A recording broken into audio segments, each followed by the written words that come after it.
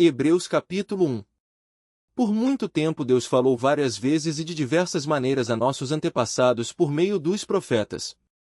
E agora, nestes últimos dias, Ele nos falou por meio do Filho, o qual Ele designou como herdeiro de todas as coisas e por meio de quem criou o universo. O Filho irradia a glória de Deus, expressa de forma exata o que Deus é, com sua palavra poderosa, sustenta todas as coisas. Depois de nos purificar de nossos pecados, sentou-se no lugar de honra à direita do Deus majestoso no céu, o que revela que o Filho é muito superior aos anjos, e o nome que ele herdou, superior ao nome deles. Pois Deus nunca disse a nenhum anjo, você é meu filho, hoje eu o gerei. Ou ainda, eu serei seu pai, e ele será meu filho. E, quando ele trouxe seu Filho Supremo ao mundo, disse, que todos os anjos de Deus o adorem. A respeito dos anjos, ele diz, ele envia seus anjos como os ventos, e seus servos, como chamas de fogo. Mas ao Filho ele diz, teu trono, ó Deus, permanece para todo sempre, tu governas com cetro de justiça. Amas a justiça e odeias o mal, por isso, Deus, o teu Deus, te ungiu. Derramou sobre ti o óleo da alegria, mais que sobre qualquer outro. E diz também, no princípio, Senhor, lançaste os fundamentos da terra, e com tuas mãos formaste os céus. Eles deixarão de existir, mas tu permanecerás para sempre, eles se desgastarão, como roupa velha. Tu os desdobrarás como um manto e te desfarás deles como roupa velha. Tu, porém, és sempre o mesmo, teus dias jamais terão fim. E ele nunca disse a nenhum de seus anjos, sente-se no lugar de honra à minha direita, até que eu humilhe seus inimigos e os ponha debaixo de seus pés. Portanto, os anjos são apenas servos, espíritos enviados para cuidar daqueles que herdarão a salvação. Hebreus capítulo 2. Portanto, precisamos prestar muita atenção às verdades que temos ouvido, para não nos desviarmos delas. Pois a mensagem que foi transmitida por meio de anjos permaneceu firme, e toda transgressão e desobediência recebeu o castigo merecido. O que nos faz pensar que escaparemos se negligenciarmos essa grande salvação, anunciada primeiramente pelo Senhor e depois transmitida a nós por aqueles que o ouviram falar? E Deus confirmou a mensagem por meio de sinais, maravilhas e diversos milagres, e também por dons do Espírito Santo, conforme sua vontade.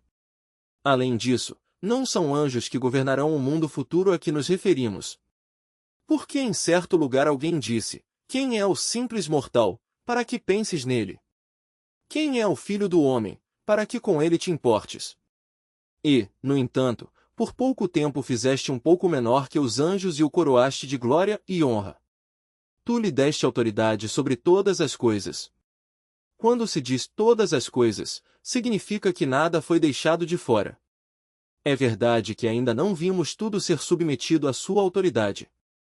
Contudo, vemos Jesus, que por pouco tempo foi feito um pouco menor que os anjos e que, por ter sofrido a morte, agora está coroado de glória e honra. Sim, pela graça de Deus, Jesus experimentou a morte por todos. Deus, para quem e por meio de quem todas as coisas foram criadas, escolheu levar muitos filhos à glória. E era apropriado que, por meio do sofrimento de Jesus, ele o tornasse o líder perfeito para conduzi-los à salvação. Assim, tanto o que santifica como os que são santificados procedem de um só. Por isso Jesus não se envergonha de chamá-los irmãos, quando diz, proclamarei teu nome a meus irmãos, no meio de teu povo reunido te louvarei. E também afirmou, porém minha confiança nele, isto é, eu e os filhos que Deus me deu. Visto, portanto, que os filhos são seres humanos, feitos de carne e sangue, o Filho também se tornou carne e sangue, pois somente assim ele poderia morrer e, somente ao morrer, destruiria o diabo, que tinha o poder da morte. Só dessa maneira ele libertaria aqueles que durante toda a vida estiveram escravizados pelo medo da morte. Também sabemos que o Filho não veio para ajudar os anjos, mas sim os descendentes de Abraão. Portanto, era necessário que ele se tornasse semelhante a seus irmãos em todos os aspectos, de modo que pudesse ser nosso misericordioso e fiel sumo sacerdote diante de Deus e realizar o sacrifício que remove os pecados do povo. Uma vez que ele próprio passou por sofrimento e tentação, é capaz de ajudar aqueles que são tentados. Hebreus capítulo 3. Portanto, Irmãos santos que participam do chamado celestial, considerem atentamente a Jesus, que declaramos ser apóstolo e sumo sacerdote. Pois ele foi fiel àquele que o designou, assim como Moisés serviu fielmente quando lhe foi confiada toda a casa de Deus. Jesus, no entanto, é digno de muito mais honra que Moisés, assim como a pessoa que constrói uma casa merece mais elogios que a casa em si. Pois toda casa tem um construtor, mas Deus é o construtor de todas as coisas. Por certo, Moisés foi fiel como servo na casa de Deus, e seu trabalho ilustrou verdades que seriam mais tarde reveladas. Mas Cristo, como Filho, é responsável por toda a casa de Deus, e nós somos a casa de Deus, se nos mantivermos corajosos e firmes em nossa esperança gloriosa. Por isso o Espírito Santo diz, hoje, se ouvirem sua voz, não endureçam o coração como eles fizeram na rebelião, quando me puseram à prova no deserto. Ali seus antepassados me tentaram e me puseram à prova, apesar de terem visto meus feitos durante 40 anos. Por isso fiquei irado com aquela geração e disse, seu coração sempre se desvia de mim, vocês se recusam a andar em meus caminhos. Assim, jurei em minha ira, jamais entrarão em meu descanso. Portanto, irmãos, cuidem para que nenhum de vocês tenha coração perverso e incrédulo que os desvie do Deus vivo. Advirtam uns aos outros todos os dias, enquanto ainda é hoje, para que nenhum de vocês seja enganado pelo pecado e fique endurecido. Por que nos tornaremos participantes de Cristo, se de fato mantivermos firme até o fim a confiança que nele depositamos no início? Lembrem-se do que foi dito, hoje, se ouvirem sua voz, não endureçam o coração como eles fizeram na rebelião. E quem foram os que se rebelaram mesmo depois de terem ouvido? Não foram aqueles que saíram do Egito conduzidos por Moisés? E quem deixou Deus irado durante 40 anos? Não foi o povo que pecou e cujos corpos ficaram no deserto? E a quem Deus se dirigiu quando jurou que jamais entrariam em seu descanso? Não foi ao povo que lhe desobedeceu? Vemos, portanto, que não puderam entrar no descanso por causa de sua incredulidade. Hebreus capítulo 4. Assim, uma vez que permanece a promessa de que entraremos no descanso de Deus, devemos ter cuidado para que nenhum de vocês pense que falhou. Porque essas boas novas também nos foram anunciadas, como a eles, mas a mensagem de nada lhes valeu, pois não a receberam com fé e não se uniram àqueles que ouviram. Pois nós, os que cremos, entramos em seu descanso. Quanto aos demais, Deus disse, assim, jurei em minha ira, jamais entrarão em meu descanso, embora suas obras estejam prontas desde a criação do mundo. Sabemos que estão prontas por causa da passagem que menciona o sétimo dia. No sétimo dia, Deus descansou de todo o seu trabalho. Mas, em outra passagem, Deus diz, jamais entrarão em meu descanso. Portanto, o descanso está disponível para que alguns entrem nele, mas os primeiros que ouviram essas boas novas não entraram por causa de sua desobediência. Por isso Deus estabeleceu outra ocasião para que entrem em seu descanso, e essa ocasião é hoje. Ele anunciou isso por meio de Davi muito tempo depois, nas palavras já citadas, hoje, se ouvirem sua voz, não endureçam o coração. Se Josué lhes tivesse dado descanso, Deus não teria falado de outro dia de descanso por vir. Logo, ainda há um descanso definitivo à espera do povo de Deus. Porque todos que entraram no descanso de Deus descansam de seu trabalho, como Deus o fez após a criação do mundo. Portanto, esforcemo-nos para entrar nesse descanso. Mas, se desobedecermos, como no exemplo citado, cairemos. Pois a palavra de Deus é viva e poderosa.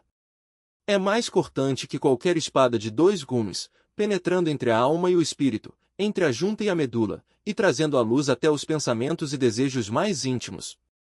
Nada, em toda a criação, está escondido de Deus. Tudo está descoberto e exposto diante de seus olhos, e é a ele que prestamos contas. Visto, portanto, que temos um grande sumo sacerdote que entrou no céu, Jesus, o Filho de Deus, apeguemo-nos firmemente àquilo em que cremos.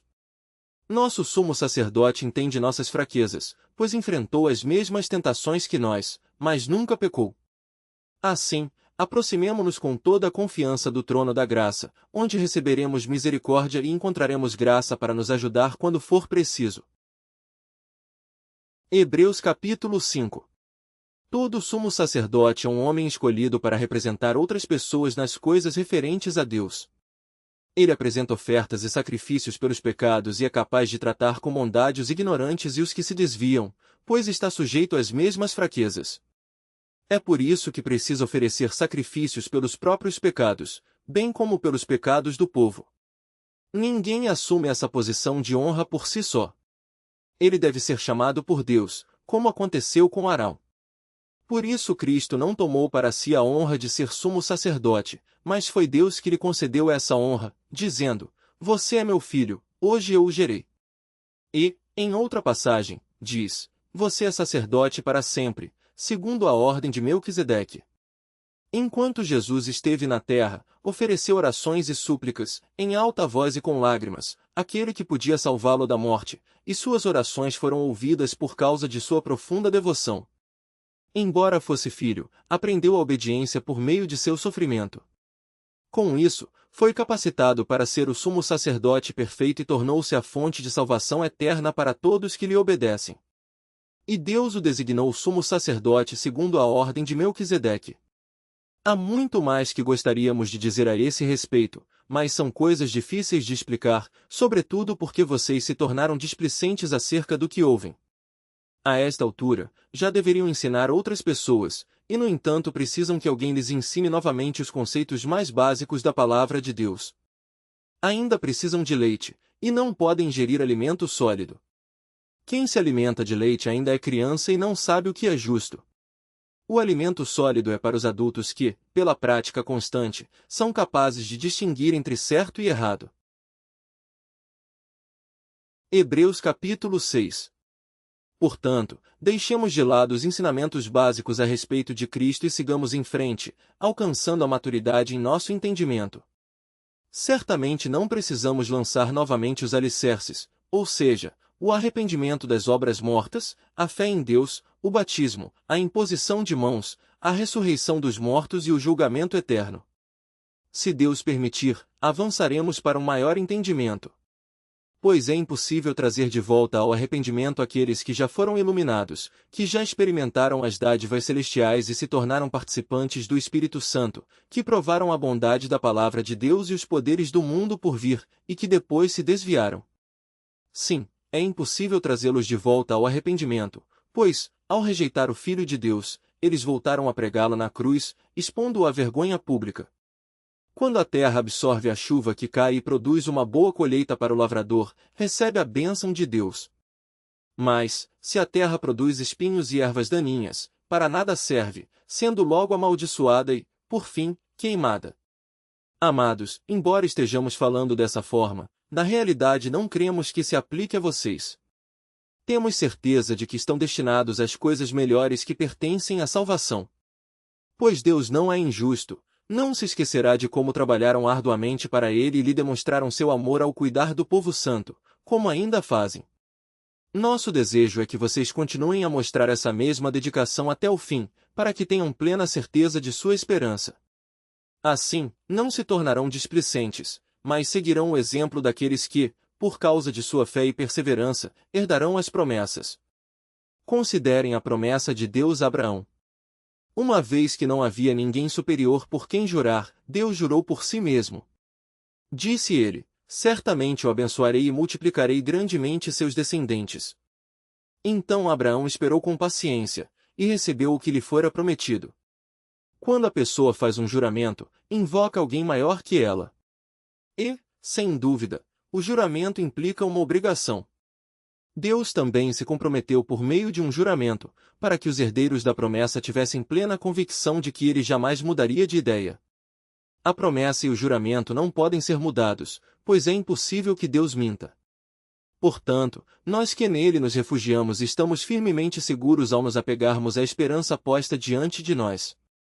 Essa esperança é uma âncora firme e confiável para nossa alma. Ela nos conduz até o outro lado da cortina, para o santuário interior. Jesus já entrou ali por nós.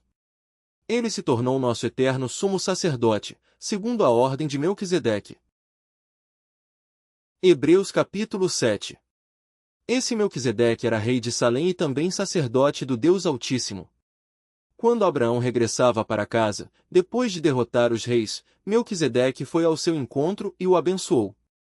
Então Abraão separou a 10ª parte de tudo e a entregou a Melquisedeque, cujo nome significa Rei da Justiça, enquanto Rei de Salém quer dizer Rei da Paz.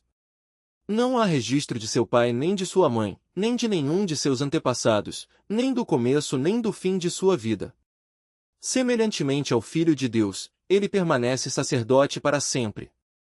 Considerem, portanto, a importância de Melquisedeque. Até mesmo Abraão, o patriarca, a reconheceu ao entregar a ele 1/10 do que havia conquistado na batalha.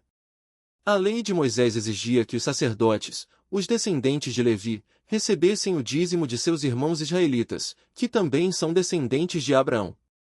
Melquisedeque, porém, que não era descendente de Levi, recebeu o dízimo e, em seguida, abençoou Abraão, que já havia recebido as promessas. Sem dúvida, quem tem poder para abençoar é superior a quem é abençoado. Os sacerdotes que recebem os dízimos são homens mortais. A respeito de Melquisedeque, no entanto, é dito que ele continua vivo. Além disso, pode-se dizer que os levitas, que recebem o dízimo, também o entregaram por meio de Abraão. Embora Levi ainda não tivesse nascido, a semente da qual ele veio já estava no corpo de Abraão, seu antepassado, quando Melquisedeque se encontrou com ele. Portanto, se o sacerdócio de Levi, sob o qual o povo recebeu a lei, pudesse ter alcançado a perfeição, por que seria necessário estabelecer outro sacerdócio, com um sacerdote segundo a ordem de Melquisedeque, em vez da ordem de Arão? E, se o sacerdócio muda, também é preciso que a lei mude. Pois o sacerdote ao qual estamos nos referindo pertence a outra tribo, cujos membros nunca serviram no altar como sacerdotes. De fato, como todos sabem, nosso Senhor veio da tribo de Judá, e Moisés nunca mencionou que dessa tribo viriam sacerdotes. Essa mudança se torna ainda mais clara com o surgimento de outro sacerdote, semelhante a Melquisedeque, o qual se tornou sacerdote não por cumprir leis e exigências humanas, mas pelo poder de uma vida indestrutível. Pois a respeito dele foi dito, você é sacerdote para sempre, segundo a ordem de Melquisedeque. Desse modo, o antigo requisito, por ser fraco e inútil, foi cancelado. Pois a lei nunca tornou perfeita coisa alguma. Agora, porém, temos certeza de uma esperança superior, pela qual nos aproximamos de Deus. Esse novo sistema foi instituído com um juramento solene. Os outros se tornaram sacerdotes sem esse juramento, mas a respeito dele houve um juramento, pois Deus lhe disse, o Senhor jurou e não voltará atrás, você é sacerdote para sempre. Por causa desse juramento, Jesus é aquele que garante uma aliança superior. Além disso, havia muitos sacerdotes, pois a morte os impedia de continuar a desempenhar suas funções. Mas, visto que ele vive para sempre, seu sacerdócio é permanente. Portanto, ele é capaz de salvar de uma vez por todas aqueles que se aproximam de Deus por meio dele. Ele vive sempre para interceder em favor deles. É de um sumo sacerdote como ele que necessitamos, pois é santo, irrepreensível, sem nenhuma mancha de pecado, separado dos pecadores e colocado no lugar de mais alta honra no céu. Ele não precisa oferecer sacrifícios diariamente, ao contrário dos outros sumos sacerdotes, que os ofereciam primeiro por seus próprios pecados e depois pelos pecados do povo. Ele, porém, o fez de uma vez por todas quando ofereceu a si mesmo como sacrifício. A lei nomeava sacerdotes limitados pela fraqueza humana. Mas, depois da lei, Deus nomeou com juramento seu Filho, que se tornou o sumo sacerdote perfeito para sempre. Hebreus capítulo 8. O mais importante é que temos um sumo sacerdote sentado no lugar de honra à direita do trono do Deus majestoso no céu. Ele ministra ali no verdadeiro tabernáculo, o santuário construído pelo Senhor, e não por mãos humanas. E, visto que todo sumo sacerdote deve apresentar ofertas e sacrifícios, era necessário que esse sumo sacerdote também apresentasse uma oferta. Se ele estivesse aqui na terra, nem seria sacerdote, pois já existem sacerdotes que apresentam as ofertas exigidas pela lei. O serviço sacerdotal que eles realizam é apenas uma representação, uma sombra das coisas celestiais. Pois, quando Moisés se preparava para construir o tabernáculo, Deus o advertiu, cuide para que tudo seja feito de acordo com o modelo que eu lhe mostrei aqui no monte. Agora, porém, Jesus, nosso sumo sacerdote, recebeu um ministério superior, pois ele é o mediador de uma aliança superior, baseada em promessas superiores. Se a primeira aliança fosse perfeita, não teria havido necessidade de outra para substituí-la. Mas, quando Deus viu que seu povo era culpado, disse: Está chegando o dia, diz o Senhor, em que farei uma nova aliança com o povo de Israel e de Judá. Não será como a aliança que fiz com seus antepassados, quando os tomei pela mão e os conduzi para fora da terra do Egito. Não permaneceram fiéis à minha aliança, por isso lhes dei as costas, diz o Senhor.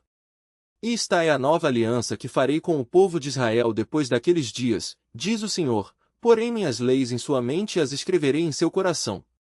Serei o seu Deus, e eles serão o meu povo. E não será necessário ensinarem a seus vizinhos e a seus parentes, dizendo: Você precisa conhecer o Senhor.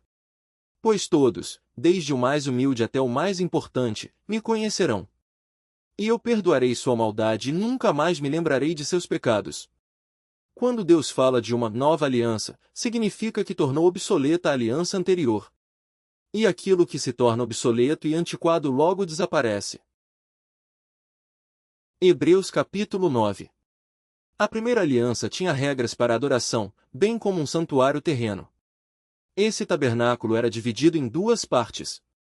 Na primeira, ficava o candelabro e a mesa com os pães da presença. Essa parte era chamada Lugar Santo. Depois, havia uma cortina e, atrás dela, a segunda parte, chamada Lugar Santíssimo. Nessa parte ficava o altar de ouro para o incenso e a arca da aliança, inteiramente coberta de ouro. Dentro da arca havia um vaso de ouro contendo maná, a vara de Arão que floresceu e as tábuas de pedra da aliança. Sobre a arca ficavam os querubins da glória divina, cuja sombra se estendia por cima do lugar de expiação. Mas agora não é o momento de explicar essas coisas em detalhes. Quando tudo estava preparado, os sacerdotes entravam regularmente no lugar santo para cumprir seus deveres sagrados. Mas apenas o sumo sacerdote, e só uma vez por ano, entrava no lugar santíssimo. Ele sempre apresentava o sangue do sacrifício pelos próprios pecados e pelos pecados que o povo havia cometido por ignorância. Com essas regras, o Espírito Santo mostra que o caminho para o lugar santíssimo não havia sido aberto enquanto o primeiro tabernáculo continuava em uso. Essa é uma ilustração que aponta para o tempo presente, pois as ofertas e os sacrifícios que os sacerdotes apresentam não podem criar no adorador uma consciência totalmente limpa. Tratava-se apenas de alimentos e bebidas e várias cerimônias de purificação, eram regras externas, válidas apenas até que se estabelecesse um sistema melhor. Cristo se tornou o sumo sacerdote de todos os benefícios agora presentes. Ele entrou naquele tabernáculo maior e mais perfeito no céu, que não foi feito por mãos humanas nem faz parte deste mundo criado. Com o seu próprio sangue, e não com o sangue de bodes e bezerros, entrou no lugar santíssimo de uma vez por todas e garantiu redenção eterna. Se, portanto, o sangue de bodes e bezerros e as cinzas de uma novilha purificavam o corpo de quem estava cerimonialmente impuro, imaginem como o sangue de Cristo purificará nossa consciência das obras mortas, para que adoremos o Deus vivo. Pois, pelo poder do Espírito Eterno, Cristo ofereceu a si mesmo a Deus como sacrifício perfeito. Por isso ele é o mediador da nova aliança, para que todos que são chamados recebam a herança eterna que foi prometida. Porque Cristo morreu para libertá-los do castigo dos pecados que haviam cometido sob a primeira aliança. Quando alguém deixa um testamento, é necessário comprovar a morte daquele que o fez. O testamento só se torna válido após a morte da pessoa. Enquanto ela ainda estiver viva, o testamento não entra em vigor. É por isso que até mesmo a primeira aliança foi sancionada com o sangue. Depois de ler todos os mandamentos da lei a todo o povo, Moisés pegou o sangue de novilhos e de bodes, e também água, e os aspergiu com ramos de sopo e lã vermelha sobre o livro da lei e sobre todo o povo. Em seguida, disse: Este sangue confirma a aliança que Deus fez com vocês. Da mesma forma, aspergiu com sangue o tabernáculo e todos os utensílios usados nos serviços sagrados. De fato, segundo a lei, quase tudo era purificado com sangue, pois sem derramamento de sangue não há perdão. Assim, as representações das coisas no céu tiveram de ser purificadas com o sangue de animais. As verdadeiras coisas celestiais, porém, tiveram de ser purificadas com sacrifícios muito superiores. Pois Cristo não entrou num santuário feito por mãos humanas, mera representação do santuário verdadeiro no céu. Ele entrou no próprio céu, a fim de agora se apresentar diante de Deus em nosso favor. E ele não entrou no céu para oferecer a si mesmo repetidamente, como o sumo sacerdote aqui na terra, que todos os anos entra no lugar santíssimo com o sangue de um animal. Se fosse assim, ele precisaria ter morrido muitas vezes, desde o princípio do mundo. Mas agora, no fim dos tempos, ele apareceu uma vez por todas para remover o pecado mediante sua própria morte em sacrifício. E, assim como cada pessoa está destinada a morrer uma só vez, e depois disso vem o julgamento, também Cristo foi oferecido como sacrifício uma só vez para tirar os pecados de muitos. Ele voltará, não para tratar de nossos pecados, mas para trazer salvação a todos que o aguardam com grande expectativa. Hebreus capítulo 10. A lei constitui apenas uma sombra, um vislumbre das coisas boas por vir, mas não as coisas boas em si mesmas. Os sacrifícios são repetidos todos os anos, mas nunca puderam purificar inteiramente aqueles que vêm adorar. Se tivessem esse poder, já não precisariam existir, pois os adoradores teriam sido purificados de uma vez por todas, e a consciência de seus pecados teria desaparecido. Em vez disso, esses sacrifícios os lembravam de seus pecados todos os anos. Pois é impossível que o sangue de touros e bodes remova pecados. Por isso, quando Cristo veio ao mundo, disse: Não quiseste sacrifícios nem ofertas, contudo me deste um corpo para oferecer. Não te agradaste de holocaustos, nem de outras ofertas pelo pecado. Então eu disse: Aqui estou para fazer tua vontade, ó Deus, como está escrito a meu respeito no livro. Primeiro Cristo disse: Não quiseste sacrifícios nem ofertas, nem holocaustos, nem outras ofertas, nem te agradaste delas, embora sejam exigidas pela lei. Então acrescentou: Aqui estou para fazer tua vontade. Ele cancela a primeira aliança a fim de estabelecer a segunda. Pois a vontade de Deus era que fossemos santificados pela oferta do corpo de Jesus Cristo, de uma vez por todas. O sacerdote se apresenta todos os dias para realizar os serviços sagrados e oferece repetidamente os mesmos sacrifícios que nunca podem remover os pecados. Nosso sumo sacerdote, porém, ofereceu a si mesmo como único sacrifício pelos pecados, válido para sempre. Então, sentou-se no lugar de honra à direita de Deus e ali aguarda até que todos os seus inimigos sejam humilhados e postos debaixo de seus pés. Porque, mediante essa única oferta, ele tornou perfeitos para sempre os que estão sendo santificados. E o Espírito Santo também testemunha que isso é verdade, pois diz: Esta é a nova aliança que farei com meu povo depois daqueles dias, diz o Senhor, porei minhas leis em seu coração e as escreverei em sua mente. E acrescenta: E nunca mais me lembrarei de seus pecados e seus atos de desobediência. Onde os pecados foram perdoados, já não há necessidade de oferecer mais sacrifícios. Portanto, irmãos, por causa do sangue de Jesus, podemos entrar com toda a confiança no lugar santíssimo. Por sua morte, Jesus abriu um caminho novo e vivo através da cortina que leva ao lugar santíssimo. E, uma vez que temos um sumo sacerdote que governa sobre a casa de Deus, entremos com coração sincero e plena confiança, pois nossa consciência culpada foi purificada, e nosso corpo, lavado com água pura. Apeguemo-nos firmemente, sem vacilar, à esperança que professamos, porque Deus é fiel para cumprir sua promessa. Pensemos em como motivar uns aos outros na prática do amor e das boas obras. E não deixemos de nos reunir, como fazem alguns, mas encorajemo-nos mutuamente, sobretudo agora que o dia está próximo. Se continuamos a pecar deliberadamente depois de ter recebido o conhecimento da verdade, já não há sacrifício que cubra esses pecados.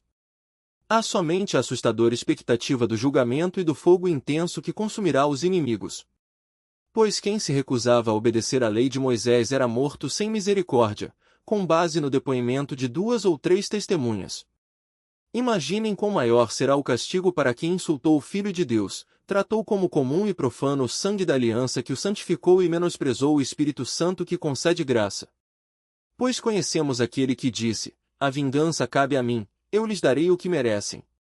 E também, o Senhor julgará o seu povo. Que coisa terrível é cair nas mãos do Deus vivo! Lembrem-se dos primeiros dias, quando foram iluminados, e de como permaneceram firmes apesar de muita luta e sofrimento.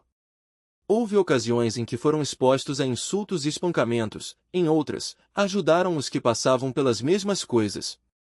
Sofreram com os que foram presos e aceitaram com alegria quando lhes foi tirado tudo o que possuíam. Sabiam que lhes esperavam coisas melhores, que durarão para sempre. Portanto, não abram mão de sua firme confiança. Lembrem-se da grande recompensa que ela lhes traz. Vocês precisam perseverar, a fim de que, depois de terem feito a vontade de Deus, recebam tudo o que ele lhes prometeu. Pois em breve virá aquele que está para vir, não se atrasará. Meu justo viverá pela fé, se ele se afastar, porém, não me agradarei dele. Mas não somos como aqueles que se afastam para sua própria destruição. Somos pessoas de fé cuja alma é preservada. Hebreus capítulo 11. A fé mostra a realidade daquilo que esperamos, ela nos dá convicção de coisas que não vemos. Pela fé, pessoas em tempos passados obtiveram aprovação. Pela fé, entendemos que todo o universo foi formado pela palavra de Deus, assim, o que se vê originou-se daquilo que não se vê. Pela fé, Abel apresentou a Deus um sacrifício superior ao de Caim. Com isso, mostrou que era um homem justo, e Deus aprovou suas ofertas. Embora muito esteja morto, ainda fala por meio de seu exemplo. Pela fé, Enoque foi levado para o céu sem ver a morte, ele desapareceu porque Deus o levou para junto de si. Porque, antes de ser levado, ele era conhecido por agradar a Deus. Sem fé é impossível agradar a Deus. Quem deseja se aproximar de Deus deve crer que ele existe e que recompensa aqueles que o buscam. Pela fé, Noé construiu uma grande embarcação para salvar sua família do dilúvio. Ele obedeceu a Deus, que o advertiu a respeito de coisas que nunca haviam acontecido. Pela fé, condenou o resto do mundo e recebeu a justiça que vem por meio da fé. Pela fé, Abraão obedeceu quando foi chamado para ir a outra terra que ele receberia como herança. Ele partiu sem saber para onde ia.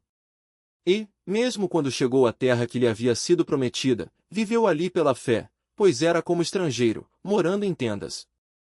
Assim também fizeram Isaque e Jacó, que herdaram a mesma promessa. Abraão esperava confiantemente pela cidade de alicerces eternos, planejada e construída por Deus. Pela fé, até mesmo Sara, embora estéril e idosa, pôde ter um filho. Ela creu que Deus era fiel para cumprir sua promessa. E, assim, uma nação inteira veio desse homem velho e sem vigor, uma nação numerosa como as estrelas do céu e incontável como a areia da praia. Todos eles morreram na fé e, embora não tenham recebido todas as coisas que lhes foram prometidas, as avistaram de longe e de bom grado as aceitaram.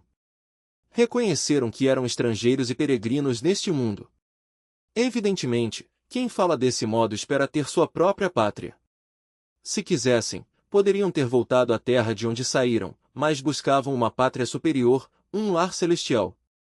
Por isso Deus não se envergonha de ser chamado Deus deles, pois lhes preparou uma cidade. Pela fé, Abraão, ao ser posto à prova, ofereceu Isaque como sacrifício. Abraão, que havia recebido as promessas, estava disposto a sacrificar seu único filho, embora Deus lhe tivesse dito: Isaque é o filho de quem depende sua descendência. Concluiu que, se Isaque morresse, Deus tinha poder para trazê-lo de volta à vida. E, em certo sentido, recebeu seu filho de volta dos mortos. Pela fé, Isaque prometeu bênçãos para o futuro de seus filhos, Jacó e Esaú. Pela fé, Jacó, prestes a morrer, abençoou cada um dos filhos de José e se curvou para adorar, apoiado em seu cajado. Pela fé, José, no fim da vida, declarou com toda a confiança que os israelitas deixariam o Egito e deu ordens para que cuidassem de seus ossos. Pela fé, os pais de Moisés o esconderam por 3 meses tão logo ele nasceu, pois viram que a criança era linda e não tiveram medo de desobedecer ao decreto do rei. Pela fé, Moisés, já adulto, recusou ser chamado filho da filha do faraó, preferindo ser maltratado junto com o povo de Deus a aproveitar os prazeres transitórios do pecado. Considerou melhor sofrer por causa do Cristo do que possuir os tesouros do Egito, pois tinha em vista sua grande recompensa.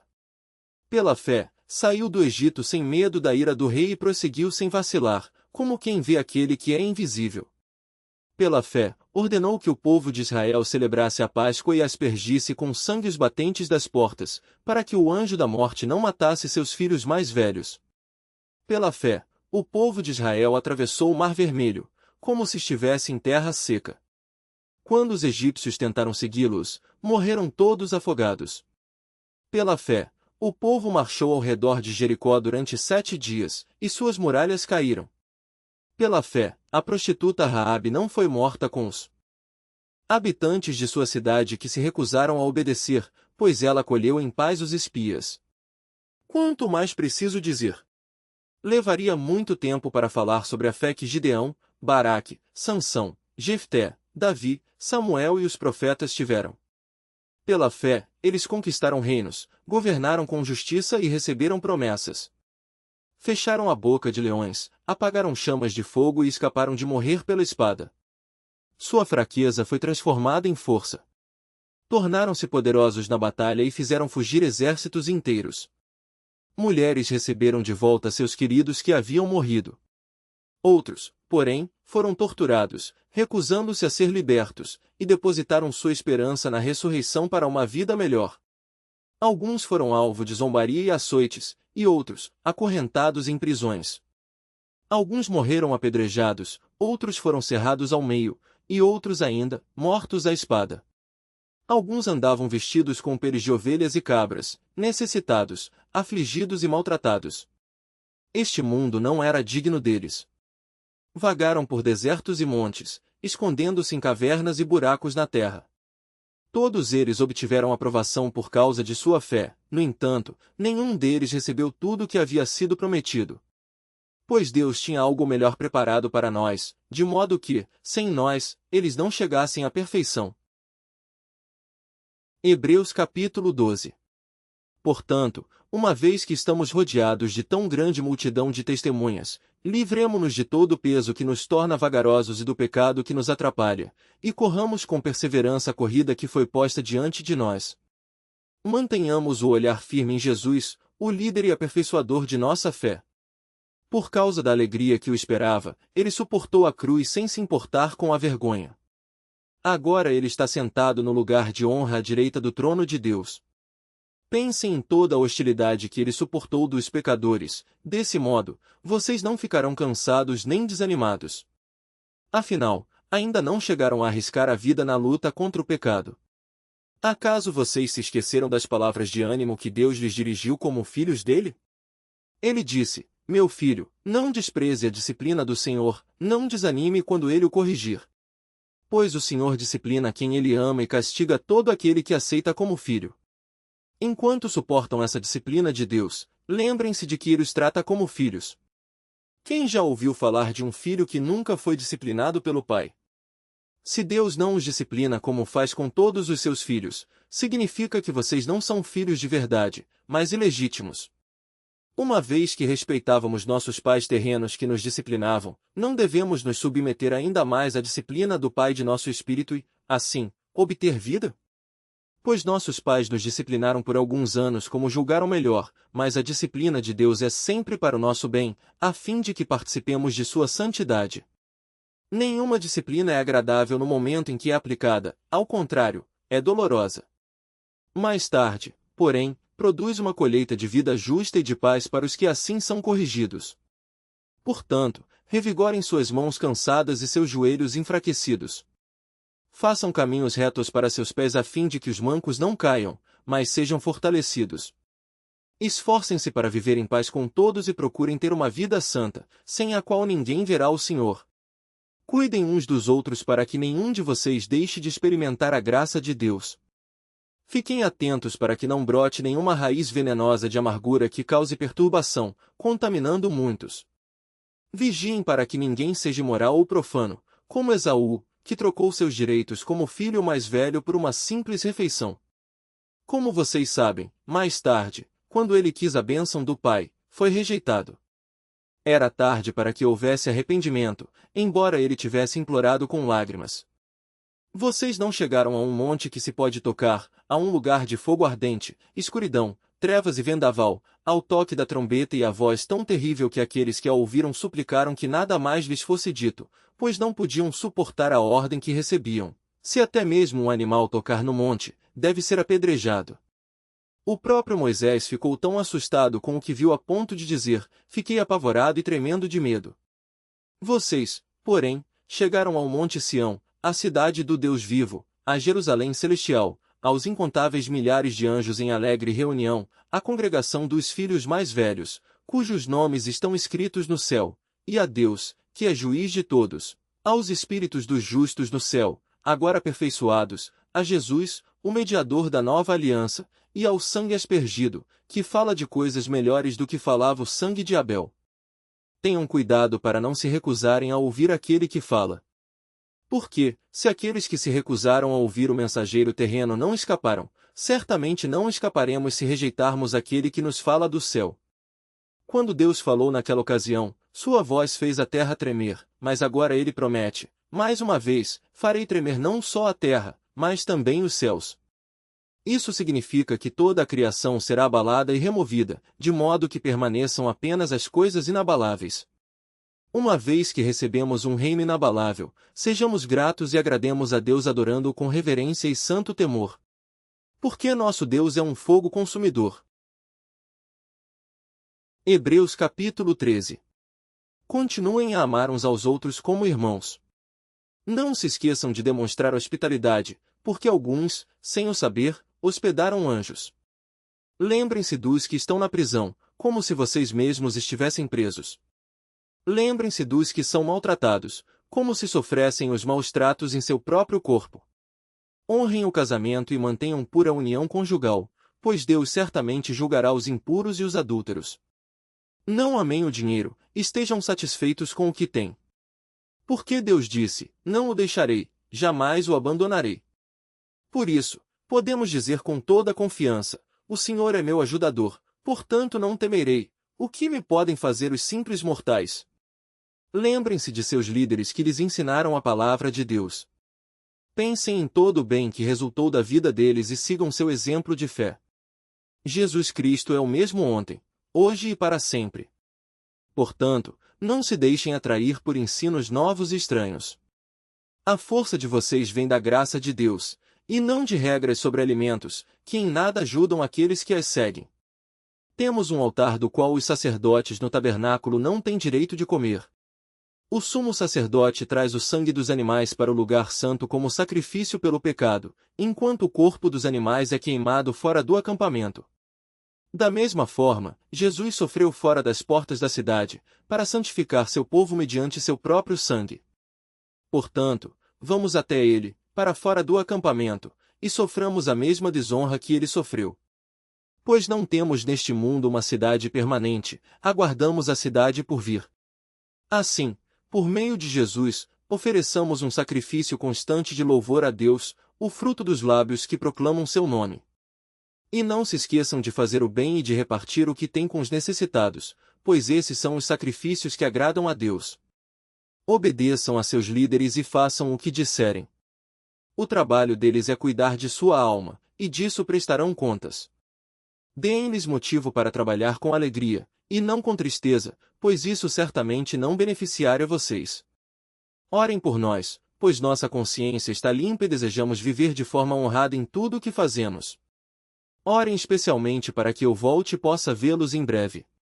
E, agora, que o Deus da paz, que trouxe de volta dos mortos nosso Senhor Jesus, o grande pastor das ovelhas, e confirmou uma aliança eterna com seu sangue, os capacite em tudo o que precisam para fazer a vontade dele.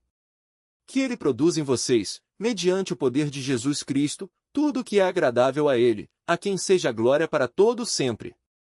Amém.